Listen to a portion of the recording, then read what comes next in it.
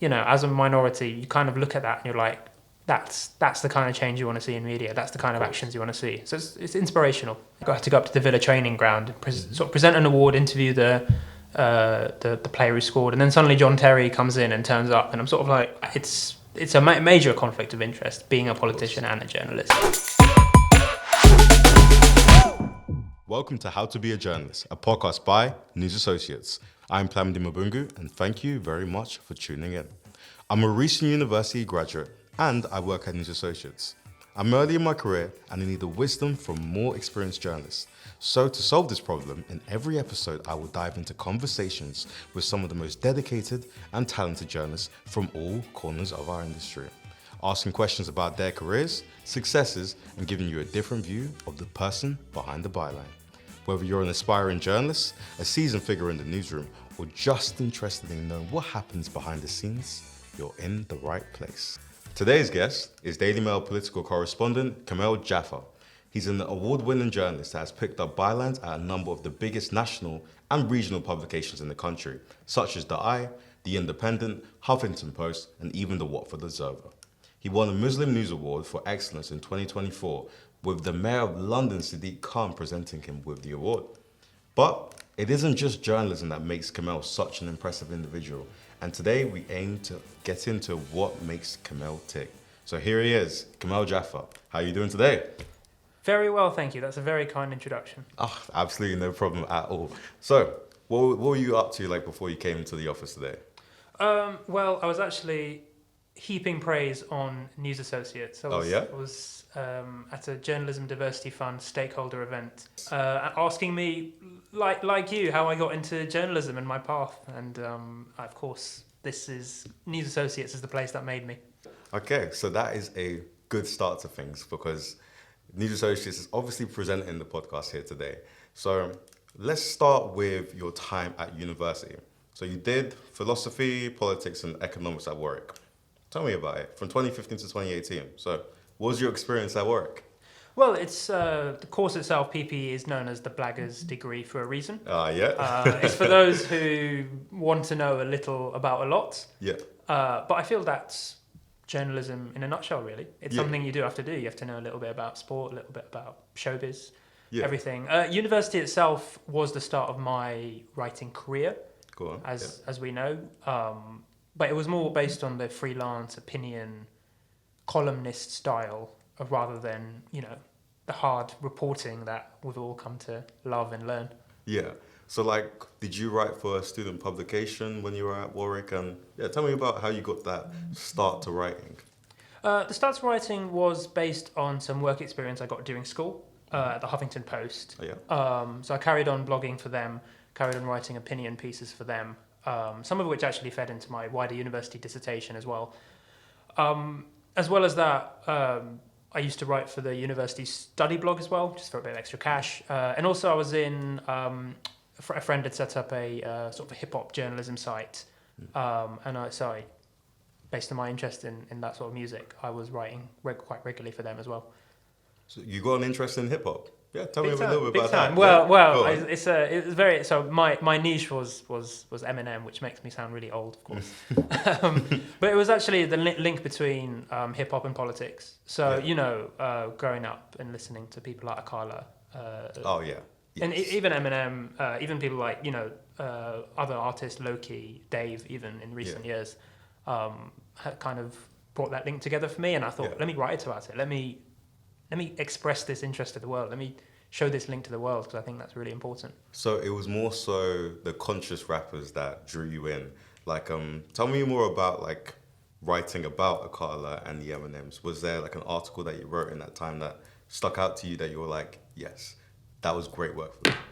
Definitely. It was actually an event at the Barbican, Akala interviewing Stormzy.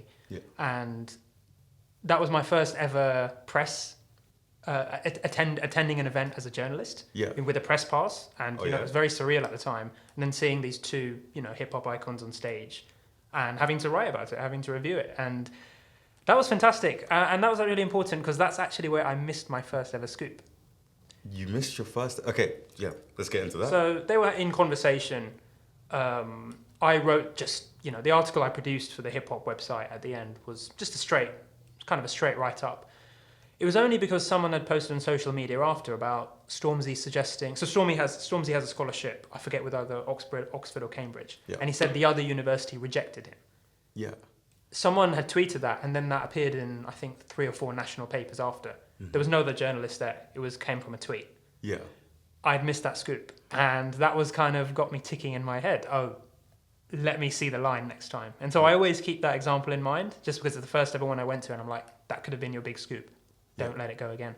So I'm making the assumption here that other university was Oxford that didn't, start a scholarship scheme. Yeah. If you look in 2018, 2019, if you Google that, you'll see the articles popped up from there, based on that tweet from an attendee. So that's like an example of a scoop that you didn't get. Tell me about the scoops that you did manage to get.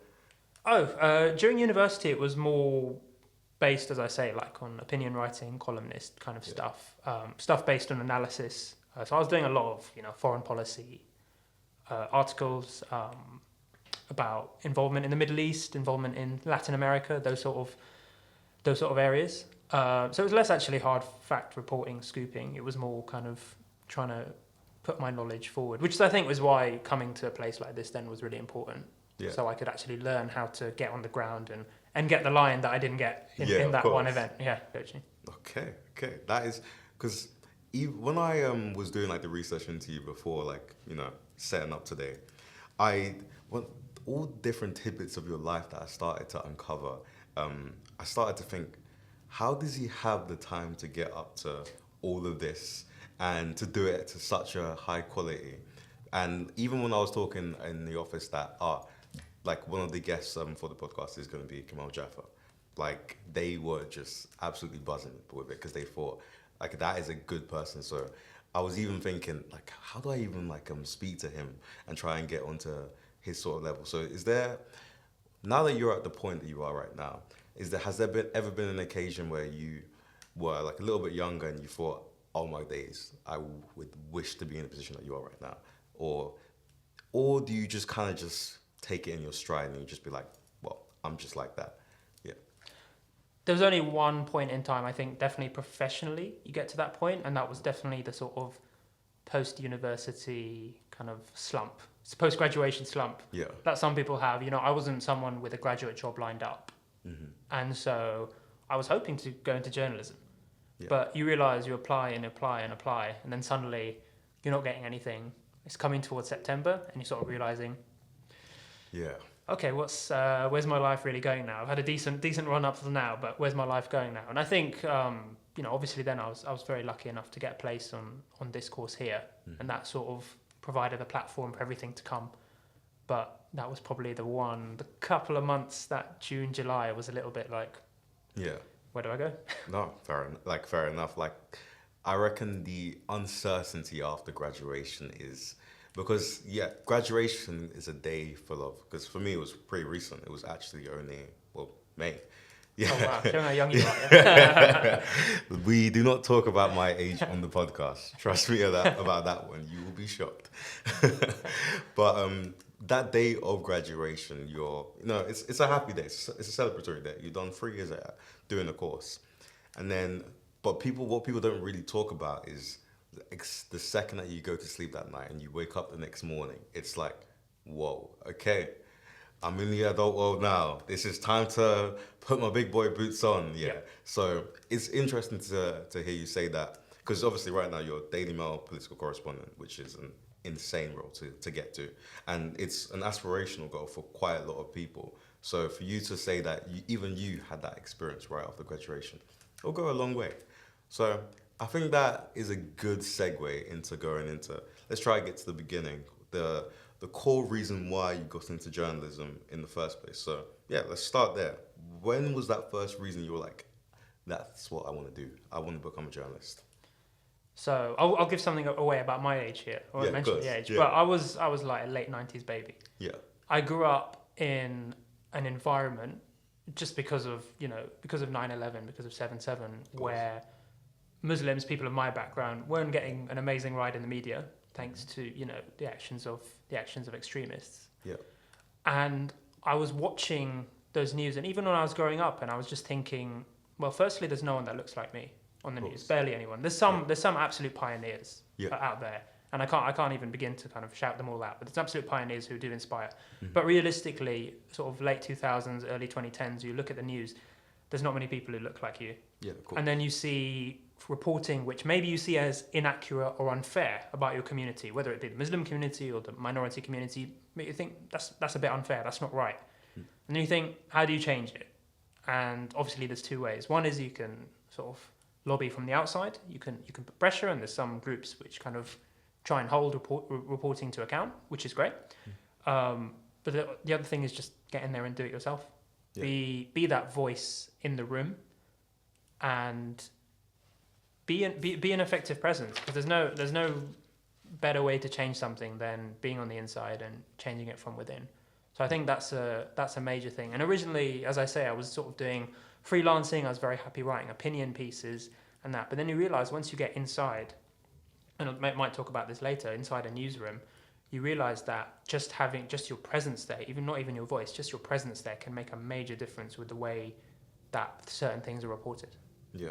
So, like when it comes to representation in the media, that's obviously, it's a big question, and seeing diversity in the newsrooms is important, because I reckon, well, when I did this for university, but let's say a couple of years ago, I think a press gazette study of like diversity in the newsroom, this was a couple of years, so it could be a little bit out of date, but there was every single newsroom 91% white, so colored voices were accounted for 9% of the newsroom at that time. So like, how does that make you feel? Because you would have worked in that experience. Did that reflect the newsrooms that you were working in, or? I think so. I mean, I'll just mention, when I was coming here, the diversity was pretty, I think 20% people of color out of the course, which is like, pretty good number. Pretty good, yeah. I think I walked into my first permanent newsroom was the Daily Mail, because I'd done some other jobs. I did sports beat for a few months. I was at the Sun Sport for a couple of reporting shifts, and then I was at the Express for a few months as well. But my first main newsroom I was walking to every day, old school newsroom, was the Daily Mail. I came into that on the Stephen Lawrence Scholarship, and this, of course, sponsored by Baroness Lawrence.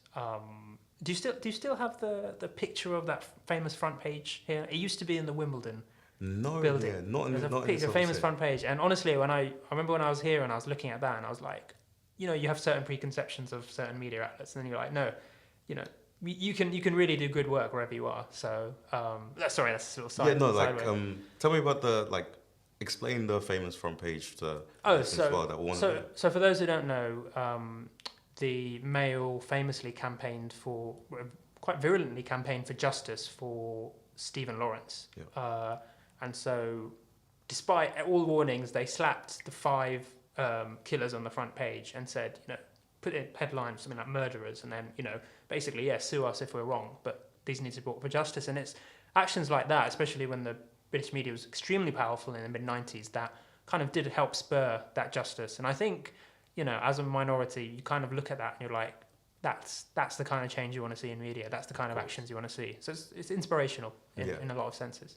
Yeah. Okay. So then with that, we'll circle back to the diversity question then. Yeah. So then you walk in, and of course this Stephen Lawrence scheme has meant that a lot more minorities have now come into the Daily Mail newsroom.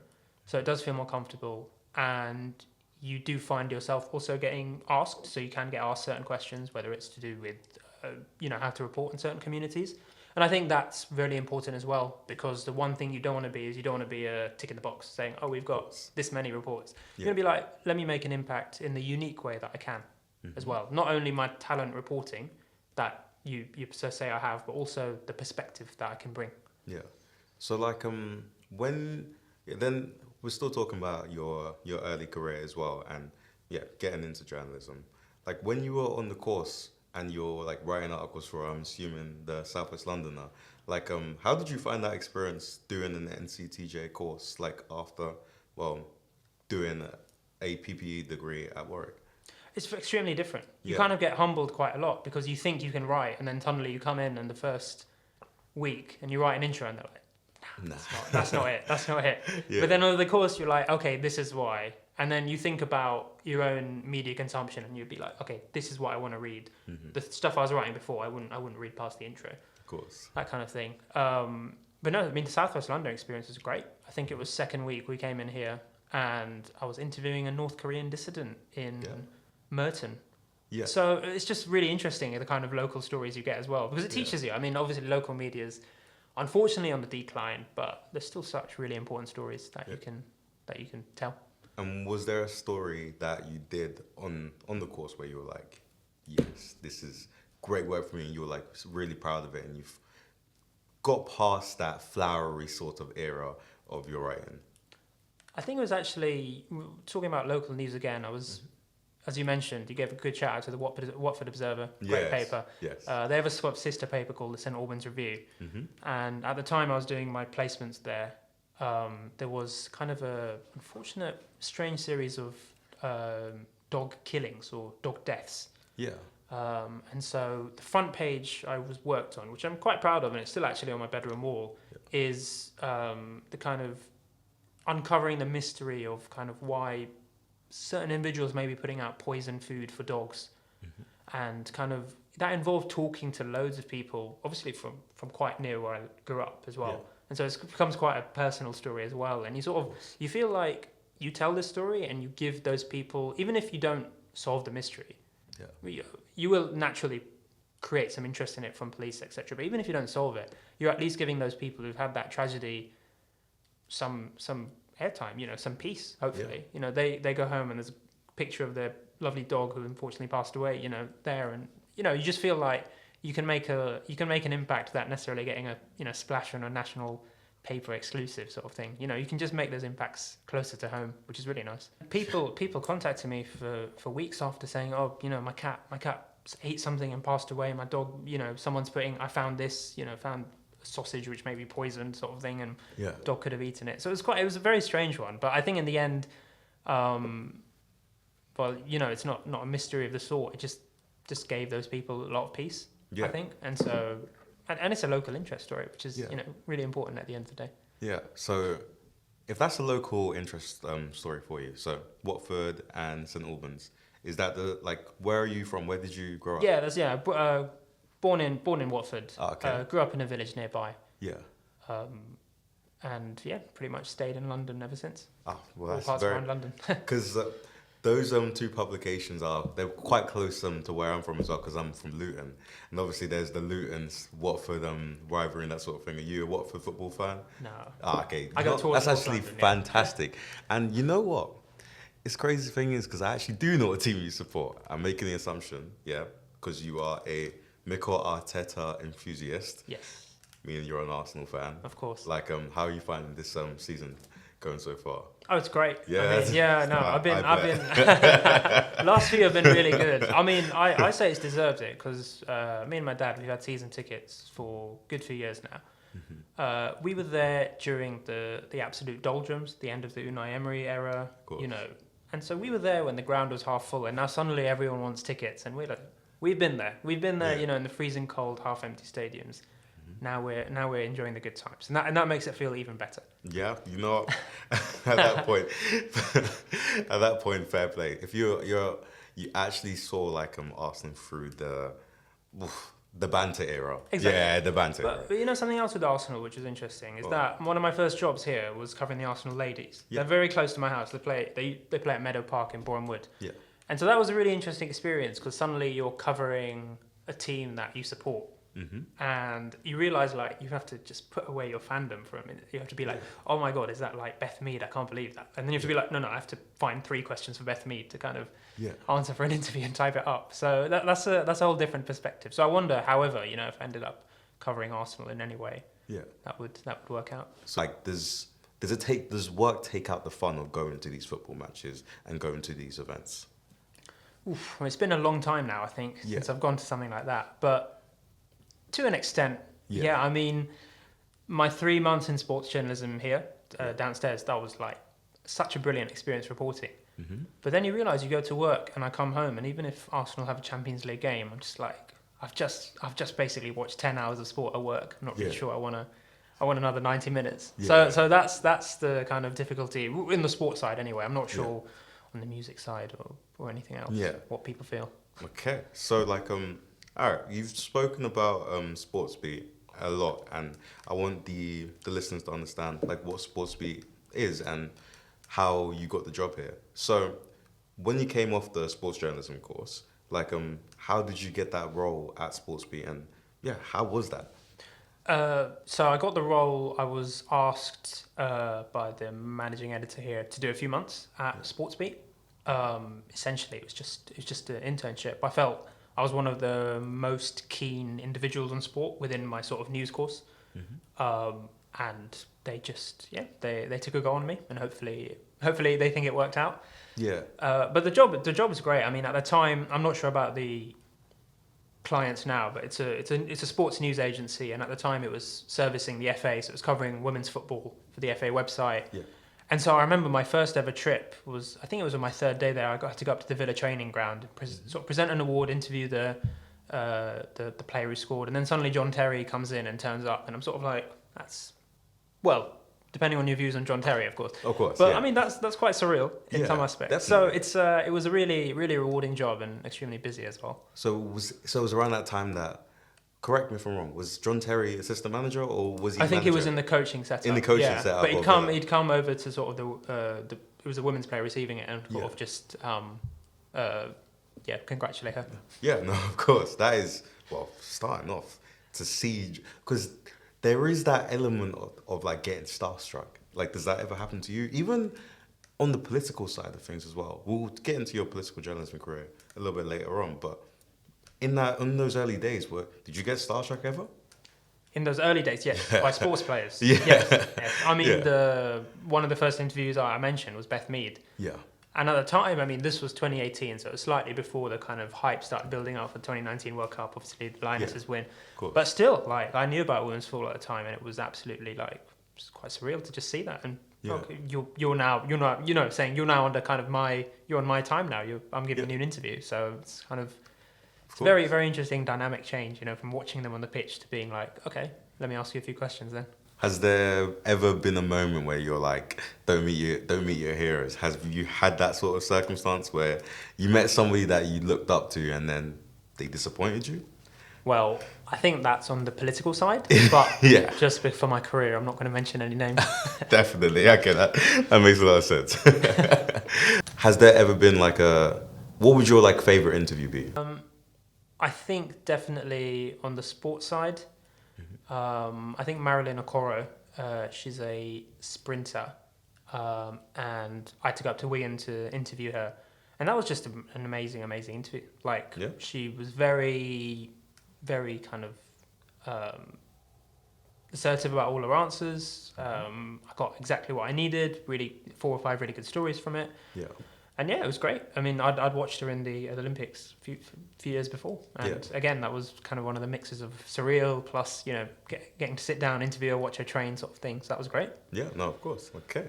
So when you were taking, doing internships at internships at the publications that you did so, and you were hustling to get your first big sort of bylines early on in your career, how did you support yourself? Because we do know, journalism doesn't have the reputation of being the most lucrative job, bro. People usually say that writers don't get paid that much. So did you ever have a part-time job that you were doing alongside journalism in your early days? So the early internships I did were all during school. Yeah. So I was kind of just doing them during my summer holidays. Yeah. And so I didn't need that much to support myself, still living with parents, etc.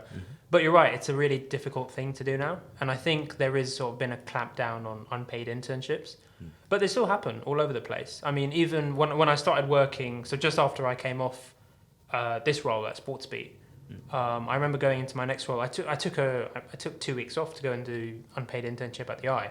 Yeah. And that was purely, that made me more determined. I'm like, this is my kind of unpaid holiday. Let me get something from this, and I ended up going there and trying to get basically as many bylines as I can. Just pitching non-stop from 8 to 5 to the point I think they got quite annoyed with me. But it didn't matter because you get the bylines, you get what you come for. Yeah, of course. So how many bylines did you end up getting at that time? I think it was actually over 1 week. I got 12, which was quite handy. Yeah. And then a couple later on, because I obviously you get the contacts from internships and you can keep pitching, really. Yeah. And when you were like hustling and just doing your best to make a name for yourself, was there anything that you did that's like prepared you for journalism, but surprisingly, something that you never really expected for to come in handy later on in your career? Well, stuff that I probably naively never expected to come in handy. So while I was towards the end of school and through university, I think I ended up writing a good few hundred articles it was a kind of a website called Read Arsenal. You end up getting a few hundred views on each one. Yeah. But that is a portfolio to present. And I would say that building up that portfolio as early as you can is really, really effective. I mean, the most important piece of advice I think I got was, it was actually a journalism diversity event, and I got to chat to Henry Winter for a bit, who's formerly the Times chief football writer, but one of the kind of country's best known football writers. Of course. And his advice was simply just keep writing. It's like, it doesn't matter who it's for. It doesn't matter if it's for your own blog. It's just like, just keep going, build up that portfolio, and then you present it to someone, and then suddenly, then you've been writing for like 4 or 5 years consistently on a topic. Yeah. They're more likely to take a chance on you. Yeah, no, of course. Because I was even talking to one of my colleagues about this literally this morning, about trying to being able to write loads of articles in a day. Like, it always like baffled me and never really computed in my head that like once you work at a proper newsroom, they're asking you to write 7 or 8, 9, 10 articles every single shift. And then I thought to myself, can I even do 3 high quality articles in a day right now? So like, have you got any advice when it comes to that? Being able to write loads of stories to a high quality that you can? It is extremely difficult. Yeah. When I was at Reach, so Reach recently, I think, quite infamously increased their per day kind of requirement. Yes. Was it 8 Yeah. a day? I think is it up to 8? A day.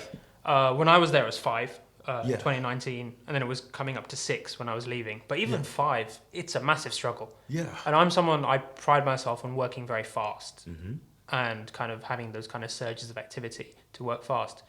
But I found it difficult. Yeah. And it is kind of something that's seeping into the journalism industry and has been for a while now, where you just have to get content as quickly as possible up. But inevitably, it's not going to be the highest quality.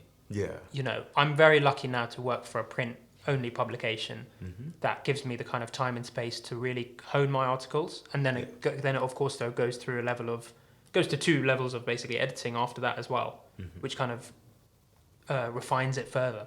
Yeah. So I think just the way online journalism is going, mistakes do naturally come in, which is why I think things like Tortoise Media, like new media companies like that, which give you little bit more time, a little bit more breathing room, do create quality journalism. But it's quite hard to kind of, 8, like it's a lot. It's a lot. It is baffling to me. Yeah. Eventually, I like to think I'll get to a point where I get close. Yeah. But I'm definitely not there at this point. So was it was there any publications that you work for that you were like, you know what, I credit them with getting my speed up to that sort of point that it is right now? Was it here, or was it the Daily Mail when you were on the graduate scheme? I think here certainly helped, especially those 2 weeks where you create the South West Londoner kind of print edition yourself, and you're working to deadlines, and that's in a high pressure situation. That's really, really good. That's really well created here. And then Sports Beat as well. That was another one where you get kind of your list of tasks, and it's a lot of writing. It's a lot of words you have to write. And of course, as you say, the Express kind of almost forces you into it. Yeah. But so absolute credit to them. They have a lot of obviously high quality journalism.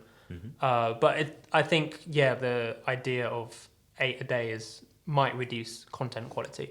Just inevitably. Yeah, so there is a lot of words going into it, and it can get a lot, but is there like a feeling of gratification at the end of it, or do you leave a shift feeling exhausted or more so relieved? No, you think about, if there's any sort of journalists here or students here or journalists, you remember your first article getting published and that feeling. I still have that feeling now when I check the sort of Daily Mail at midnight and I see, did I get it published? Yes. I still get that same feeling now. I think that's something that you keep chasing. And so I think you do feel very, you just feel raring to go again. You're just like, I want to get more published and more. You know, seeing your name on that page or seeing your name on that website, just no feeling like it, I think. Yeah, that feeling, it never really fades away. You still have it, even Absolutely. at this point. You've been writing for quite a while. Absolutely. And it's still there. So that does bode well. So after you came off the course, does that lead into your time as a Labour councillor? Yes, it So, does. Yeah. yeah. It's always a strange subject. Because Yes, people do ask about my kind of timeline and whether it's a political path as well. But Yeah. I'll just start from it. Of The campaign started at the very start of this course. So I was sort of doing this course and I was going home knocking doors for the next council election that was coming up. And for the next 3 months then, while I was working at Sportsbeat, I was sort of then heading back to my local area, Hartsmere, knocking doors, and May the 2nd suddenly got elected, quite unexpectedly. But that was an interesting episode, combining the two. Can you be a politician and a journalist? I mean, a lot have tried it, a lot do it right now. Of course, yeah. But it was a journey that was short-lived, combining the two. Yeah, like, did the workload did that take you, or was there a point where you were like, I want to make the decision between one or the other? Like, what made that decision for you to, stop being a Labour councillor? I think so. I think you have to reflect on it. I was a councillor up till the point where I basically essentially joined the Mail on a full-time contract. And I think that is important to, even if you do, I mean, every journalist ever will have political leanings, and you can't stop that. Of course. And obviously, vast majority are professional enough not to let that seep into their work, especially if they're reporting. But I think it's extremely important not to, fly your flag so publicly that you can't do it. And I think that it's a major conflict of interest, being a politician and a journalist. So, you kind of, that's the decision made, and that's I think a mutually agreed decision to step down. Okay, so like a lot of the listeners would have that like burning question. Like, obviously you work for the Daily Mail right now, like and obviously before you were a Labour councillor. Like, how do you do that? Well, it's an interesting one because there's two facets to this. One is, firstly, it's a reporting job. You're not writing your opinion in any sense. If the government does something, it doesn't matter whether I'm a Labour fan or a Tory supporter. You're gonna report the exact same quotes. You're gonna report the exact same facts. The second aspect, I think, is actual demographics are not as black and white as a lot of people have the preconception of. When I was a Labour councillor, 20% of Daily Mail readers were Labour voters. At that point, I felt, well, maybe we can, speak to different groups of voters, like that fifth of individuals. So I think it's more kind of hazy than a lot of people give credit for. There's because it's not a black and like white sort of world. There's a lot more to the story. So, and of course, political views evolve as well. I'm not the same man I was in like 2019. That was 5 years Disclaimer, ago at this point. No, of course. So okay. So when I want to take it to your entire career, like at the point where you're getting a little bit more experience and you've been doing it for a while. Was there ever a story that never was published, maybe that you would love to have seen, in print? So I'm talking, it didn't get past editorial because of either legal issues, if you're able to speak about it, either it wasn't quite to the standards or taste of an editor. Was there a story like that for you? There hasn't been yet. Oh, well, that's fantastic, actually. Yeah. It's been quite a forgiving environment. If there is a story, then usually get a decent explanation as to why not. When you're at an outlet for this long, I mean, it is officially 5 years now at the Mail. And when you're an outlet for that long, you understand what kind of stories they do go for. So you're not often pitching very wide of the mark anyway. So with time you start to understand what your editors actually want, and then with that, so in those early days when you first started at the Mail, was there any issue? Like, did you struggle to really understand what your editors wanted, or was it just flying from? There was a little bit actually, Yeah. and I remember during the training we were asked to come up with a few stories to pitch, and none of my stories were deemed sort of acceptable, which I was very worried about at the time. But then you sort of understand it's not because of the stories. Like you have to tailor things to your readership. You know, Mail has a predominantly sort of middle class, slightly older readership, slightly more obviously more conservative readership. Can you tailor the stories that those people will like, rather than maybe my stories would have been good for another outlet? Doesn't mean they're bad stories on their own, but that's really then from that point you sort of okay, there we go. This is the learning process. So like when you're trying to make your story, fit like the listenership, is there ever like an internal struggle that sparks, or are you just comfortable with, working out what your listener or what your readers want? A lot of stories you can adapt to it. A lot of topics will automatically work, and anything that sort of aligns with the editorial stance, the editorial comment of the paper, that will automatically work. But a lot of topics you can just adjust. You can find different lines. Maybe the Guardian posts something, an article with a top line of something else, but you can find a line which maybe applies to, I don't know, older voters, older readers, and then suddenly that becomes the top of your Daily Mail story. Yeah. So it's just about, again, tailoring to your readers. Yeah. Okay, so we'll get into a little bit more about the Daily Mail and when you started there. And I do have to say this thing because everybody in the newsroom is in complete agreement of this, but your Twitter handle, it's fantastic. I can never leave, can I? Yeah, you can never leave. Can you tell the listeners what your Twitter handle is, and they will understand immediately why it's so amazing? At Daily Kumail. Well, that's just it just works so well. And there's almost like a habit of me like to call you the Daily Kumail, but I need to just not do that. Feel free. Yeah, from this point onwards, the Daily Kumail. Okay, so Daily Kumail. When you started on the graduate scheme, you were relocated. Yes. Yeah. Tell me about relocation and where you were sent. That was interesting. Baptism of fire up to Glasgow. Still one of my favourite cities to date. Yeah. But the reason I do call it a baptism of fire is my first ever journalism job. Of course, I don't come from a reporting background before the Mail. Of course. In terms of going out and getting stories, I was mainly desk based. So the first day I get there, they send me. Someone has been murdered tragically in the East End of Glasgow. Which is notoriously a little bit more of a rough area. Yeah. So I turn up in something like this with a suit and tie, all fresh-faced, started knocking on doors, and then, I had to drive out of there pretty quickly to avoid being chased out there. Yeah. So that was a baptism of fire, but it's those kind of experiences which kind of make you as a reporter. And I think a lot of journalists will go through this in their early days, getting those, death knocks. That's what they call when someone's murdered, and you have to end, It's a controversy within the industry because half the time people will say, "Why are you kind of disturbing me during this time of tragedy?" But then the other times people actually want to tell their story about their loved ones. Mm-hmm. So it's your due diligence to knock anyway, knock the door. But it's a tough gig. It's kind of initiation for young reporters to see if they have the grit needed to make it in the industry. Yeah. And how long were you out in Glasgow?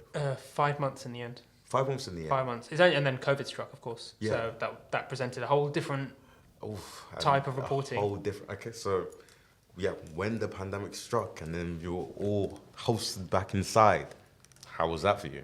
It's scary, right? Because you hear a lot of stuff. You're like, well, is there any... Well, obviously there's the pandemic, which is quite a major piece of news. Yeah. But you're like, is there any kind of other news to report for me anymore? Is there any use for me? So you're first worrying, obviously, you've got all the worries about the COVID, then you've got all the worries about your own role.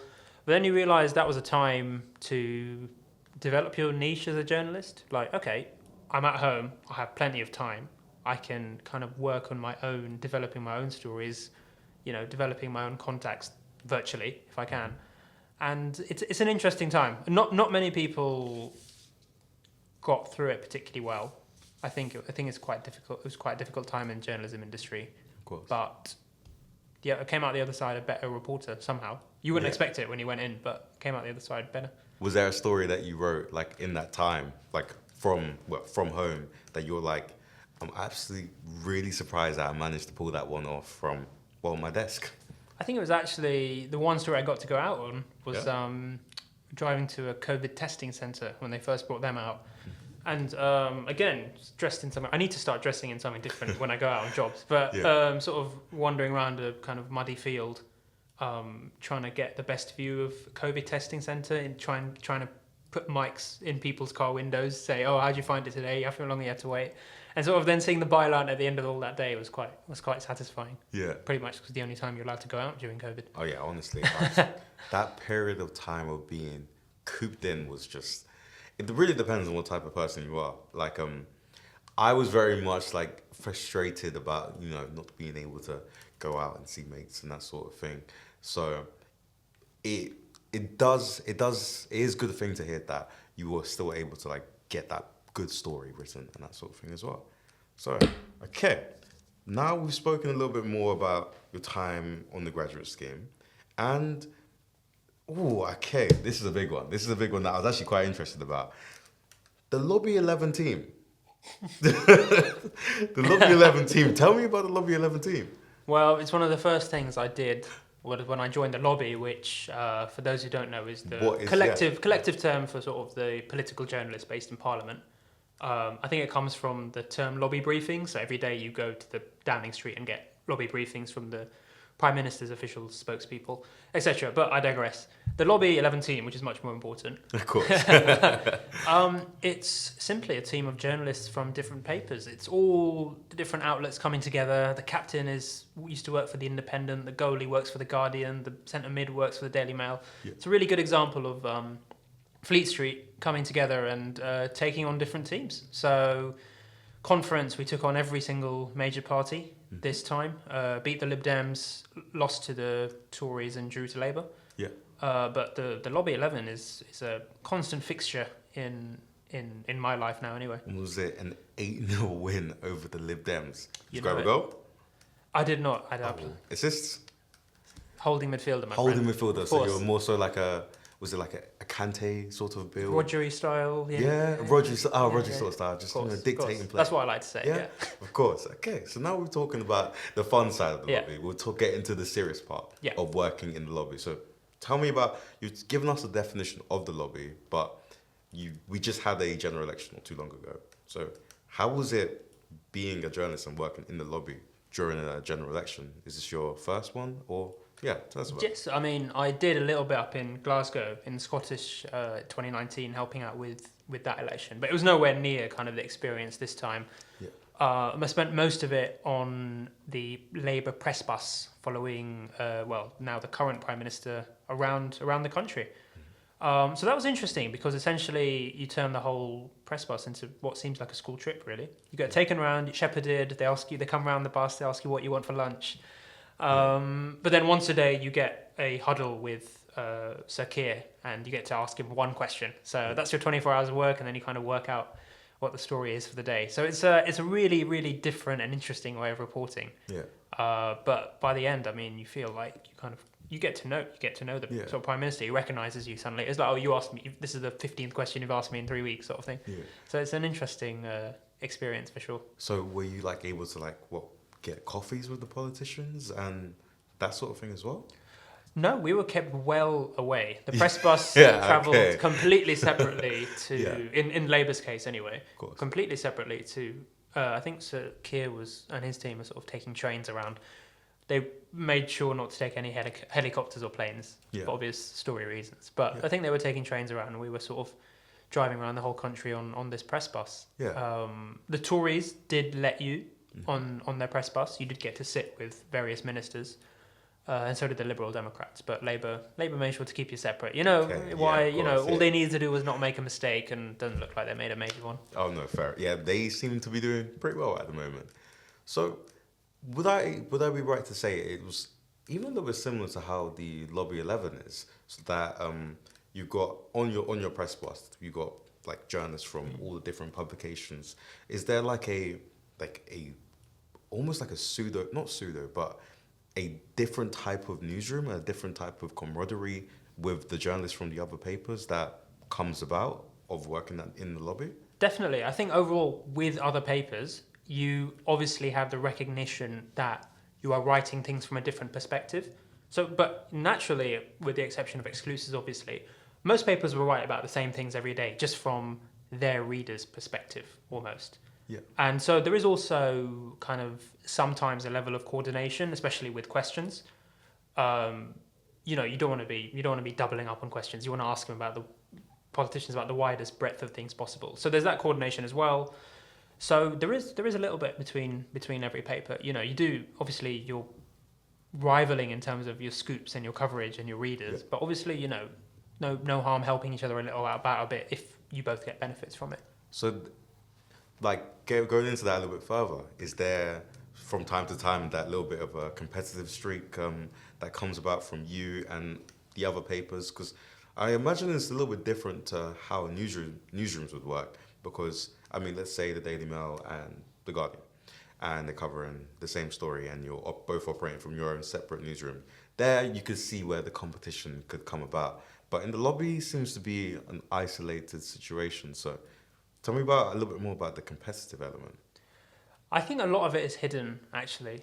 Yeah. You know, sometimes you won't necessarily tell might hint. Yeah, I've just watch out. I've got a big exclusive coming. If you wanna maybe follow it up later and credit me. Yeah. Yeah. But otherwise, I think a lot of the competitive is kind of hidden. You know, exclusives will just appear, and I'm still very relatively new to the lobby. 3 years, coming up to 3 years now. Yeah. And there's you know, absolutely amazing reporters of all papers. And so, but you simply won't know. It suddenly just get to 10 o'clock and you'll be like, front page of some papers will have an amazing scoop, which you inevitably end up following the next day. Yeah. Okay.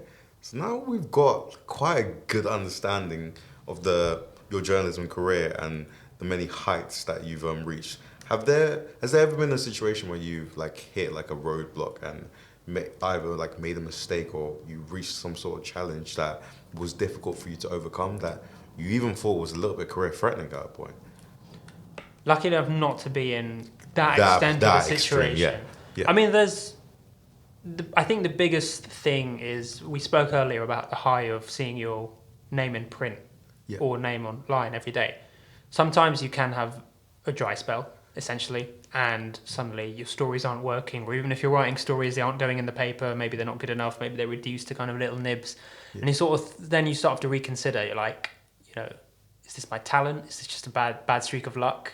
Yeah. Where's this kind of going? So then it, you know, requires, in football terms, it requires basically one going in off your back, basically, into the net, and then suddenly you start again, a lot of bylines come in. So that's the only period. And I think every journalist does go through that, especially if you're at a print publication where space is becoming more and more premium. Of course.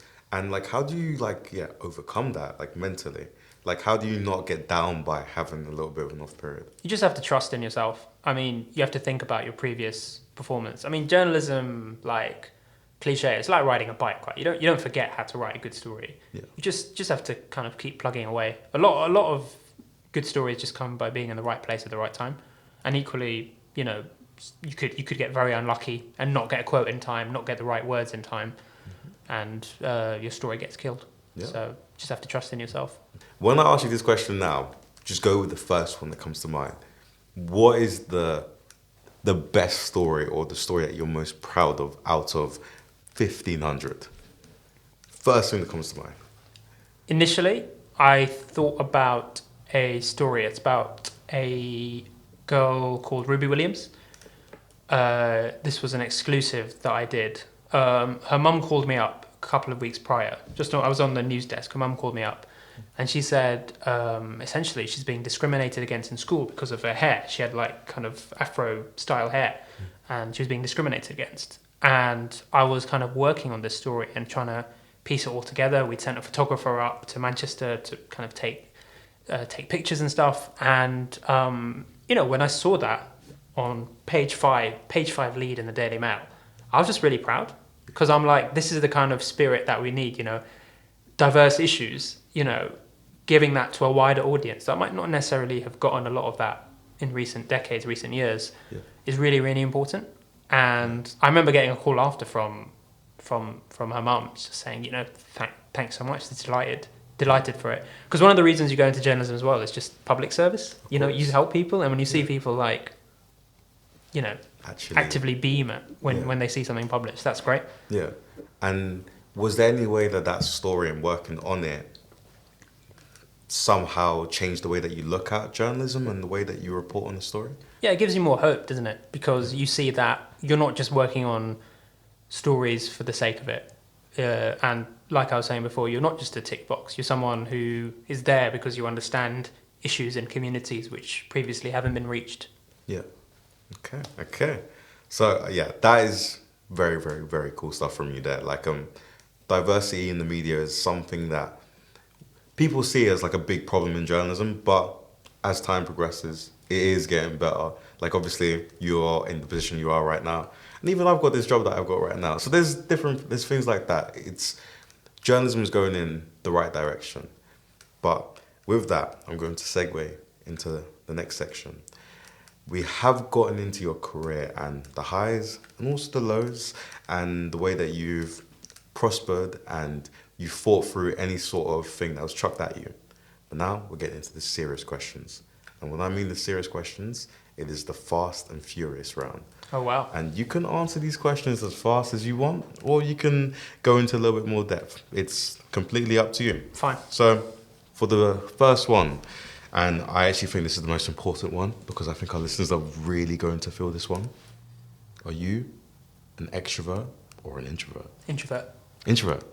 Which is very strange for a journalist. Yes. It's extremely strange. Of course, yeah. But I think that there are two types of reporting. One is looking more at the data, looking more at the in-depth. One is, being someone who enjoys the stage. Yeah, because that's the thing. When going into journalism, people almost like expect that you have to be an extrovert. And obviously yourself, an introvert. How do you do that actually? How are you an introvert and be a journalist? Well, it depends, because a lot of people say, go to, various receptions, parties, make your contacts. But, you can easily make contacts by just setting up one-on-one individual coffees with people and, getting to know someone in a slightly more intimate way that way. So, introverts can definitely make it in journalism. And especially people who are willing to do a bit more deeper digging and, whether it's wading through documents and data or just cultivating individual relationships, which you then follow up. It's very possible. Yeah. Okay. Do you have any nicknames other than the Daily Kumail? Daily Kumail, KJ. KJ. Yeah. Easy nickname. So, are you a night owl or an early riser? Night owl. Which is why I'm especially grateful to have a print job which starts. You don't need to rock up to the office till about 10. Oh, yeah. Which is fantastic. That is quite absolutely nice. Fantastic. Yeah. You do work late, but I mean that's fine. Yeah. That's absolutely fine. That's when I'm at my most alert. Yeah. No, fair enough. Who would be your dream interview if you haven't interviewed them already? Mikel Arteta. Absolutely. And I know a lot of sports journalists have got to do it already and get to do it every week. Yeah. But I mean, just something in depth with him, going into kind of all the intricacies of the last few years would just be amazing.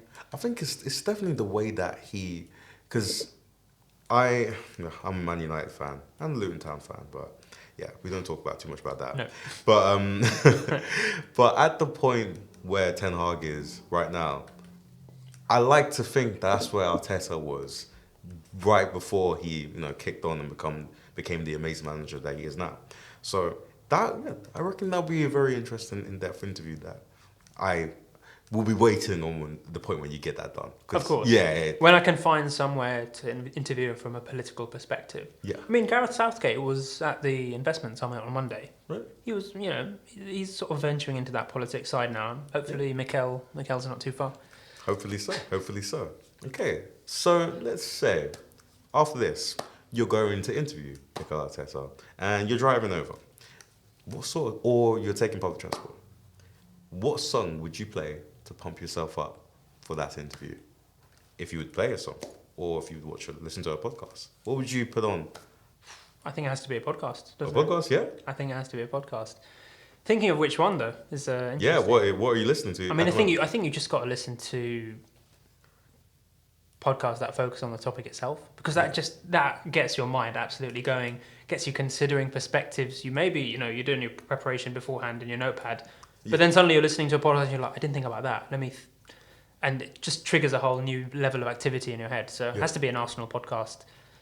An Arsenal podcast. Maybe it's Arseblog. Yeah. Shout out to them. Okay. And so after that, 3 things you can't live without. Well, I think the first one has to be football. There we are. Play, coach, write, boom. Yeah, love, watch, listen, everything. It makes sense. Just the best. Second is probably the air fryer. Oh, honestly. I can't be a late 20s man without an air fryer, right? That is a great shout, actually. Yeah. Because, the air fryer simplifies life. Yeah. Completely. And third one? Wow, the third one. But are we putting semantics aside? No family, friends allowed, right? Yeah, no family. No, Okay, you can bring your family. No, I'd have to say the third one is the flat screen TV. Flat screen TV? Just helps with life. So, a couple of more. What are you watching TV show wise? Industry. Oh, okay. It's an interesting show. It's a BBC HBO drama. It's very fast paced. Yeah. It's interesting actually comparing the dynamics of the kind of investment bank to a newsroom as well, because everyone, it's just like very old school. Everyone's still throwing ideas around the room, shouting at each other. It's kind of that office environment, which has gone missing since pandemic a lot. So that's what I'm tuning into at the moment. A lot of people, I don't know, you might expect me to say Succession or something like that, which is of course slightly linked to journalism. I don't know.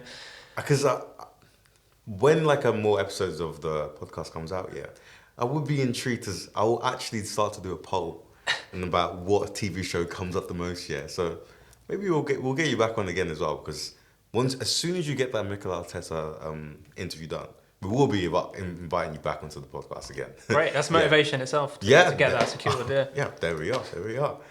Okay, favorite movie. I know that you may have watched hundreds by this point. But absolutely. Favorite movie, if you had to pick. I think recently it has to be Green Knight. Oh, Green Knight. Yes, the Dev Patel version. Yes. I think it was a 2021 film. Just the cinematography is just phenomenal. I'm not someone who usually appreciates that slow kind of, attention to detail. But wow, that's a aesthetically fantastic film. Yeah. Any books you're reading at the moment? No. Yeah. I just finished a couple of religious texts I finished. Yeah. But looking for my new adventure now. Okay. And the final question. One word to describe your career as of right now. First thing. Chaotic. Okay. In a good way. Perfect. Thank you very much for coming on to the podcast, Kumail. And thank you everyone for tuning in. I've been Plamdi Mabungu, and this is How to Be a Journalist, the podcast.